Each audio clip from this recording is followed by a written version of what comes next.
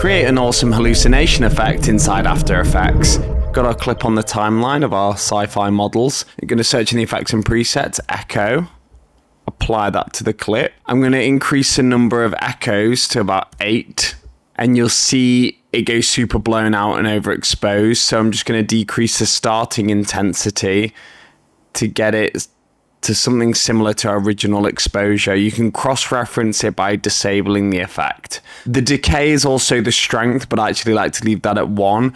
Something I do like to change is the echo time. It's minus 0.03, but I do like to decrease it to minus 0.02. And you can change the blending mode, but I just leave it on add. But for the secret source, just to make it pop a bit more, we're going to Command D to duplicate it, add a radial faster blur, apply that to the top clip, and increase the amount till we get something that we like. About 80 does the trick. Add an elliptical mask just by double clicking the ellipse tool while the clip is selected, and just invert it. So now we've got like the fringes of the frame, which is cool. It kind of looks a bit like a video game or something.